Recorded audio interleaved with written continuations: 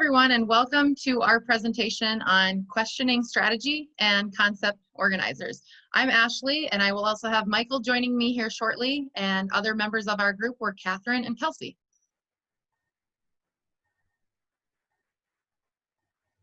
So first off, what is the questioning strategy? So we've all probably used this dialogue in class before with our students, but the difference of just simply asking your students questions such as, do you understand this? Are there any questions? Is that the questioning strategy really goes into thoughtful dialogue. So these are typically questions that the teacher or professor would prescribe beforehand. They would have these set aside, knowing what they're going to ask students in order to engage in thoughtful conversation, and not just yes or no responses from the students, but things that really make the students think about what they are learning or are about to learn. So this really helps the students think independently, and it helps them take ownership over their learning. So a little bit of history about this questioning strategy. It started off with Socrates, and they started calling it the Socratic method. So Socrates wanted to impress people. He wanted to persuade his audiences, and he wanted to change their viewpoint to match his own. So he questioned people in a way that made them question their own understanding of something, and in the hopes of changing what they thought about it. So he would use this to engage in argumentation. And as argumentation becomes a bigger piece of how we educate our students, allowing them to voice their opinions, and then having constructed arguments in class, this method really comes in handy. After Socrates, Plato kind of added on to this method by breaking it down into pieces and making sure that that students or the audience would understand what they were arguing about or what they were questioning about, to really try to expand their own knowledge and understanding. So just a little background on this. So the whole goal of education is that we should examine what's around us, whether that's the history around us, or it's English language, or a different language that we're learning, or my specialty of science. We need to make sure that we're examining what we are studying and what our goal is to understand in that. So this takes cooperation between both individuals, and usually this entails a teacher setting up some specific parameters for the class. Having classroom norms is important. And it's also important to lay out the boundaries and the guidelines for how this process would work in class.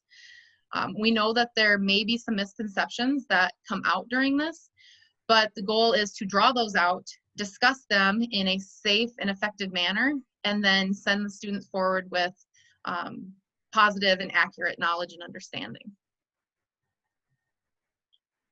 So some best practices for this are that teachers can plan questions ahead of time. And although this may take some time in the front part of the lesson, it really helps the lessons flow more smoothly and can really engage your students in the learning and keep them engaged in the entire process. And we all know that the more students are engaged and feel ownership in the process, that the more likely they are to retain the information. So teachers guide the students to increase what they are learning by the questions that the teacher provides. I've used this myself, and I guide the questions to begin with, and then I let the students come up with their own questions that they can, one, either ask of me or ask of their peers, and we figure out the answer together. So it really works well to have students work together with this, and then to work as a class collaboratively. Students need to understand that it's okay if they make mistakes. It's okay if they claim something that then is later found to be a misconception. That understanding and that learning takes part in the entire class then. So effective questioning techniques are really important to engage students in deeper reasoning and comprehension of the material. Hello everyone, I'm Michael Gunlock, and I'm going to be talking about concept organizers or concept maps. They're diagrams that show connections between concepts. We've probably all made them at some point in grade school or whatever. And these diagrams often represent ideas by placing written concepts within shapes, then showing connections between the concepts through the use of lines or figures connecting the shapes. These graphic organizers and concept maps in particular were first developed as a tool teachers could use, so it'd be something the teacher would make to show students connections between concepts to students. Now, both teacher-made and student-made concept maps are used in the classroom. In terms of learning theories, graphic organizers and concept maps are often seen as an extension of Ausubel's subsumption theory. That subsumption theory states that students learn best when they can progress from more generalized information to more complex concepts. And so Ausubel contended that new information should always be based on what is already known, thus allowing new information to be subsumed into existing cognitive structures. Now, all these concept organizers have been seen in writing since the 13th century. In the mid-20th century, they were seen as a way to visually introduce the connections between concepts to students, kind of like how Ausubel was talking about. More recently, graphic organizers and concept maps have been made by students as summary methods or replacements for note-taking. And the good news is that research has generally found that both teacher-made and student-made concept maps tend to be beneficial for student retention, transfer, and reading comprehension.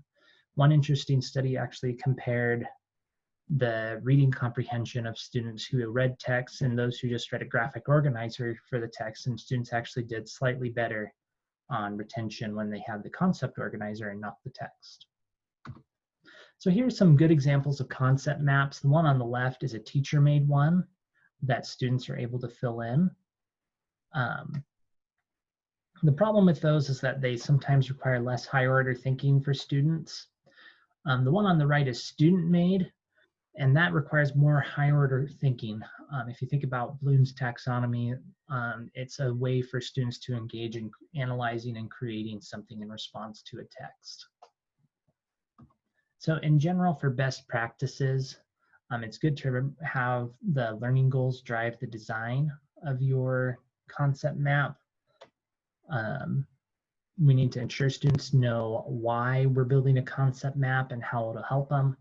We need to give students power to use their higher order thinking skills, to build their own concept maps that help them organize their own learning, and then make sure that there's a tool students can use for transfer, or a tool they can use to develop their own comprehension and synthesis and use to use the material in other situations. Here are our references. Thank you much for watching, and I hope you have enjoyed our presentation.